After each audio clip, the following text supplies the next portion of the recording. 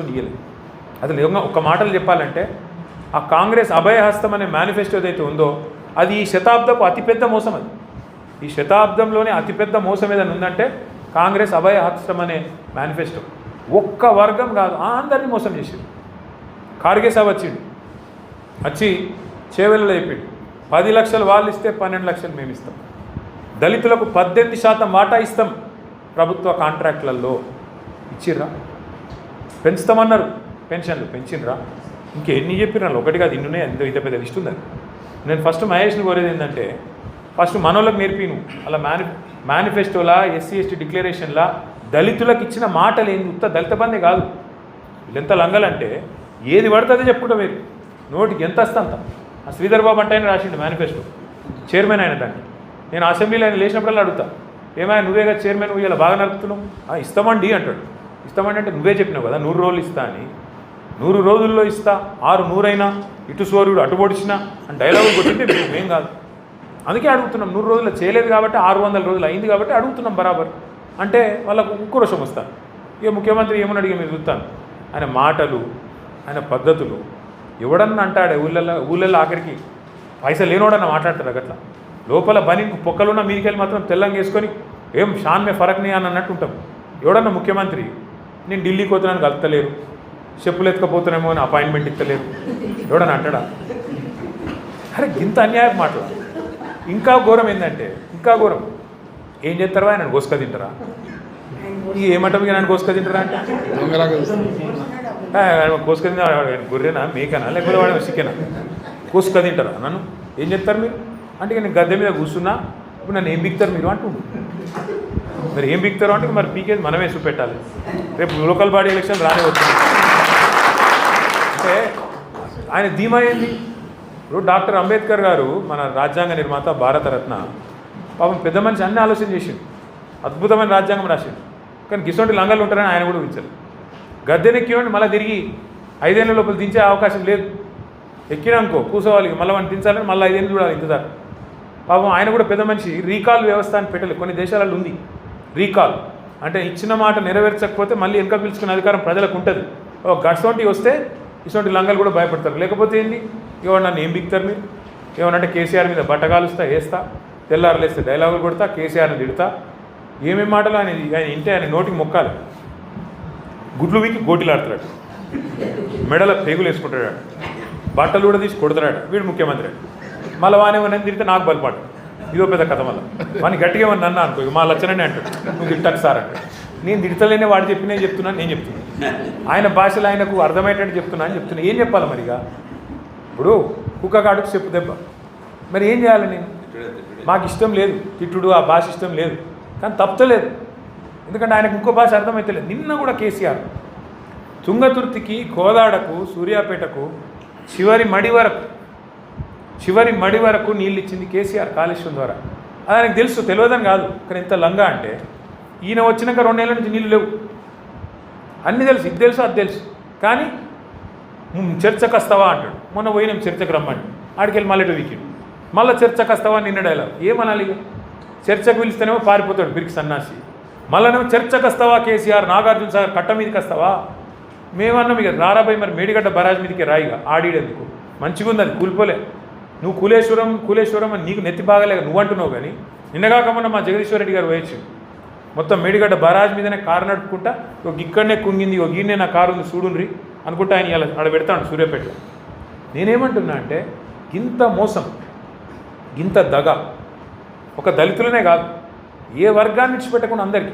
ఆడబిడ్డలకు చెప్పిండు నెలకు 2500 ఇస్తాను, ఎదురు చూస్తాను. 1,68,00,000 మంది ఆడపిల్లలు 18 ఏళ్ళు నిండిన వాళ్ళు ఉన్నారు రాష్ట్రంలో. వాళ్ళందరూ ఎదురు చూస్తాను ఎప్పుడు వస్తాయి 2,500. వచ్చినాయా? 20,000 కోట్లు అన్నాడు, 42% రిజర్వేషన్ ఇస్తా అన్నాడు. ఏది దిక్కులేదు. ఒక వర్గం కాదు. రైతులకు వెంటనే రుణమాఫీ అన్నాడు, 10,000 కాదు 15,000 ఇస్తా అన్నాడు. రైతు కూలీలకు ఇస్తా అన్నాడు, కౌలు రైతులకు ఇస్తా అన్నాడు. ఎన్ని మాటలు, ఎన్ని మోసాలు లెక్క పెడితే మొత్తం 420 ఉన్నాయి, కరెక్ట్గా 420. అందుకే నా ప్రార్థన మీతో, ముఖ్యంగా తమ్ముడు మహేష్తో, మీ అందరితో కూడా, ఒకటి మీరు సమిష్టిగా కొట్లాడితేనే, మీరు గొంతిప్తేనే అడగంది అవ్వ కూడా పోవే పెట్టదు. మొదలు ఈరోజు మీటింగ్ తర్వాత నేను పార్టీ తరఫున బట్టి విక్రమార్క గారు, ఆయన ఇవాళ డిప్యూటీ సీఎం ఉన్నాడు, ఆర్థిక శాఖ మంత్రిగా ఉన్నాడు. వెంటనే లెటర్ రాస్తా, మీ రిప్రజెంటేషన్ తీసుకొని దాని మీదకెళ్ళే లెటర్ రాస్తా. దళిత బంధు సాధన సమితి అని చెప్పి ఇట్లా రాష్ట్ర వ్యాప్తంగా ఉద్యమాలు జరుగుతున్నాయి. మరి మీరు వెంటనే స్పందించి మీరు ఇచ్చిన హామీ ప్రకారం మొదలు ఇదివరకు ప్రభుత్వం విడుదల చేసిన పైసలు విడుదల చేయాలి, ఇన్స్టాల్మెంట్లు. రెండవది ఆ ఫ్రీజింగ్ ఎత్తేయాలి. మూడవది మరి మీరు ఇచ్చిన అంబేద్కర్ అభయ హస్తం మేనిఫెస్టో ఏదైతే ఉందో అందులో మీరే చెప్పారు 10 కాదు 12 ఇస్తా అని. ఎప్పటి నుంచి చాలు చేస్తావు? ఇదివరకు ఇచ్చినవి ఎప్పుడు రిలీజ్ చేస్తావు? ఇవి ఎప్పటి నుంచి చాలు చేస్తావు చెప్పాలని అడుగుతాను. అట్లే ఆయనకి యాద్ చేస్తా, కేసీఆర్ ఉన్నప్పుడు 1022 గురుకుల పాఠశాలలు పెట్టినారు. ఇలా గురుకుల పాఠశాలల్లో ప్రతిరోజు ఒక చెడ్డవారు, ప్రతిరోజు ఫలానా కాడ పిల్లలకు బోసక్కగా లేక ఫుడ్ పాయిజనింగ్ అయింది, 30 మంది అస్వస్థత, 40 మంది ఇట్లా, ఇప్పటికి 100 మంది పిల్లలు చచ్చిపోయినారు, 1000 మంది ఇప్పటికీ ఆసుపత్రిలో పాలైంది. నీ పిల్లలకి ఇట్లా ఎత్తుకుంటావా రేవంత్ రెడ్డి అని నేను అడిగినాను కడుపుగాలి. నీ పిల్లలకు, నీ బిడ్డకో నీ మన్మన్కో ఇట్లా ఎత్తుకుంటావా? ఇదే తిండి పెడుతుకుంటావా? ఇవాళ సాంబార్ వాళ్ళకు వాళ్ళకి పైసలు ఇస్తలేరు. పెద్ద పెద్ద కాంట్రాక్టర్లకేమో పైసలు, వాళ్ళకు అలా ఫుడ్ పెట్టేటోళ్ళకి పైసలు ఇస్తలేరు గురుకులాలకు. నేను ఇంకొక మాట అడుగుతున్నా, 2 ఏళ్ళ ఇప్పుడు 20 నెలలు అయింది దగ్గర 20 నెలల్లో ఒక కొత్త స్కీమ్ చాలు కాలేదు. ఒకళ్ళకి రూపాయి ఇచ్చింది లేదు. ఒక్కటి ఫ్రీ బస్సు తప్ప ఇంకోటి ఏమైనా ఉందా? ఏది లేదు. మరి ఆడబోతున్నాయి పైసలని. పిల్లలకు భోజనం పెట్టలేని దుస్థితిలో ఉందా ప్రభుత్వం? ఒక్క గ్యారెంటీ అమలు చేయకపోతివి, రైతు బంధు పెంచకపోతివి, 2 సార్లు ఎగ్గొడితివి, దళిత బంధు పెంచకపోతివి, ఉన్న పైసలే ఇవ్వకపోతివి, ఆడబోతున్నాయి పైసలు. మరి ప్రభుత్వం యొక్క డబ్బులు, ప్రజల యొక్క సంపద ఎక్కడ పోతుంది? ఎవరి జేబులకు పోతుంది? ఢిల్లీలో రాహుల్ గాంధీకి పోతుందా? కాంట్రాక్టర్లకు పోతుందా? మరి ఏడబోతున్నది చెప్పాల్సిన బాధ్యత ప్రభుత్వానికి లేదా? అందుకే మేము కొట్లాడుతుంటే మా మీద కేసు, ఈ కేసు నువ్వుదామా, ఆ కేసులో నువ్వుదామా, ఏం బీక్తావు? ఎక్కువ ఓ కేసు పెడతావు, 4 రోజులు జైలుకు పంపుతావు, నీకు కక్ష తీసుకుంటావు, అంతే కదా. అంతకంటే ఎక్కువ చేసేది ఏముంటుంది మమ్మల్ని? కానీ ఒకటి మాత్రం పక్క, ఆయన కేసులు పెట్టినా, జైలుకు పంపినా, ఆయన ఇంకో 10 కేసులు ఇంకా పెట్టినా మేము మాత్రం ఊకోము. ఖచ్చితంగా కేసీఆర్ గారి నాయకత్వంలో అందరం సమిష్టిగా మీకోసం, రాష్ట్రంలోని ప్రతి ఒక్కరి కోసం కొట్లాడుతూనే ఉంటాం. కాకపోతే మీ మద్దతు మాకు కావాలి. మీరు ఇప్పటికే 16 జిల్లాలకు పోయినామన్నారు, సంతోషం. మిగతా 14-15 జిల్లాలు కూడా మీరు పోవాలి. తప్పకుండా అందరం కలిసికట్టుగా ముంగడికి పోవాల్సిందే. తప్పకుండా 100కు 100% మీకు అండగా నిలబడుతుంది. ఈశ్వరన్న చెప్పిండు. మరి 16 జిల్లాలో మరి ఇప్పుడు తమ్ముడు ఇచ్చినాడు, ఏమేమి పోరాటాలు చేసిండ్రు, ఎక్కడెక్కడ చేసిండ్రు, బ్రహ్మాండంగా చేసిండ్రు. హుజూరాబాద్లో కూడా చక్కటి కార్యక్రమం చేసిండ్రు. మా సోదరుడు కౌశిక్ రెడ్డి గారు కూడా ఆ రోజు అరెస్ట్ అయ్యాడు, దెబ్బలు తిన్నాడు. ఆయన కూడా బాగా ఇబ్బంది పడ్డాడు ఆ రోజు, నాకు యాదుకుంది. మీరు ఇంకా రాష్ట్ర వ్యాప్తంగా మీరు ఇంకా కమిటీలు విస్తరించండి. మేము మీకు పూర్తిగా అండగుంటాం, పార్టీ అండగుంటుంది. మీ కార్యక్రమం ముందు ఈశ్వరన్నకు చెప్పండి, అన్న ఇక వారం రోజుల తర్వాత ఇక్కడ చేస్తున్నాం, మొత్తం పార్టీ మొత్తం మీకు అండగా వచ్చి నిలబడుతుంది. మీ కార్యక్రమం కేసీఆర్ గారు మా అందరికి కూడా చెప్తా ఉన్నాడు, ఏందయ్యా మీరు దళిత బంధు మర్చిపోయినరా, ఎందుకు మాట్లాడతలేరు మీరు అందరూ, ఏం పుట్టింది మీకు అని చెప్పి మాకు కూడా ఎప్పటికప్పుడు సార్ చెప్తూనే ఉన్నాడు.